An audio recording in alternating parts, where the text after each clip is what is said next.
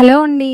Welcome to vintage spices. ఈరోజు నేను potato meal maker masala curry చేస్తున్నా అండి. చాలా అంటే చాలా బాగుంటుంది. వీడియోని ఎక్కడ స్కిప్ చేయకుండా లాస్ట్ వరకు చూడండి. ఈ కర్రీ కోసం అయితే కడాయిలో ఆయిల్ వేసుకోవాలండి. ఆయిల్ అనేది కొంచెం ఎక్కువే పడుతుంది. ఆయిల్ హీట్ ఎక్కిన తర్వాత స్పైసెస్ వేసుకోవాలండి. మరీ ఎక్కువ వేసుకోకూడదు. ఒక ఎలాచి, 2 లవంగాలు, చిన్న దాల్చిన చెక్క, ఒక చిన్న స్టార్ ఫ్లవరు, అలాగే ఒక బిర్యానీ ఆకు, ఇందులోనే కొంచెం జీలకర్ర, ఆవాలు, కరివేపాకు వేసుకొని వీడియోలో చూపిస్తున్న విధంగా ఒకసారి కలుపుకున్నాక ఎంత వీలైతే అంత సన్నగా ఆనియన్స్ అనేవి కట్ చేసుకోవాలండి. నేనైతే 2 మీడియం సైజ్ ఆనియన్స్ తీసుకున్నా అండి. ఈ ఆనియన్స్ని కలర్ చేంజ్ అయ్యేంత వరకు కలుపుతూ ఫ్రై చేసుకోవాలండి. చూడండి, ఆనియన్స్ అనేవి మంచిగా ఫ్రై అయ్యాయి కదా.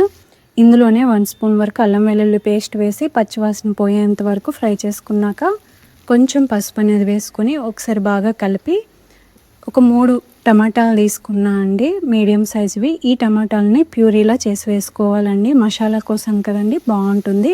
లేదు అనుకుంటే చిన్న చిన్న ముక్కల్లా కూడా కట్ చేసి వేసుకోవచ్చు. కంప్లీట్గా మీ ఇష్టం అండి. ఈ టమాటా ప్యూరీని ఒకసారి కలిపి మూత పెట్టి లో ఫ్లేమ్లో మెత్తగా కుక్ చేసుకోవాలండి. చూడండి, మంచిగా కుక్ అయింది కదా. ఇందులోనే టేస్ట్కి సరిపడా సాల్ట్, అలాగే 1/2 స్పూన్ వరకు ధనియాల పొడి, కారపొడి వేసుకోవాలండి. కారం చూసుకొని వేసుకోండి. ఆల్రెడీ పచ్చిమిర్చి వేసుకున్నాం కనుక చూసుకొని వేసుకోండి.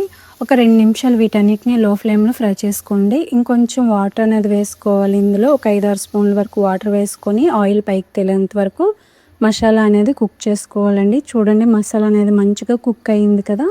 ఇందులో కట్ చేసి పెట్టుకున్న 4 పచ్చిమిర్చి చీలికలు, అలాగే ఉడికించుకున్న బంగాళదుంప ముక్కలు, అలాగే మిల్ మేకర్లు కూడా వేసుకోవాలండి. వేడి నీటిలో తీసి పెట్టుకున్నా అండి మిల్ మేకర్లు అనేవి వేసుకొని వీటన్నిటిని కలుపుతూ ఒక 2 నిమిషాలు లో ఫ్లేమ్లో ఫ్రై చేసుకున్నాక మూత పెట్టి ఇంకో 2 నిమిషాలు కుక్ చేసుకోవాలండి. ఇలా కుక్ చేసుకుంటే మసాలా అనేది ముక్కలకు మంచిగా పడుతుంది. కర్రీ చాలా బాగుంటుందండి. చూడండి, మంచిగా కుక్ అయింది కదా. ఇప్పుడు ఇందులో కర్రీకి సరిపడా వాటర్ అనేది వేసుకొని ఒకసారి బాగా కలిపి మూత పెట్టి మీడియం టు హై ఫ్లేమ్లో ఆయిల్ పైకి తేలేంత వరకు మధ్య మధ్యలో కలుపుతూ కుక్ చేసుకోవాలండి. చూడండి, మంచిగా కుక్ అయింది కదా.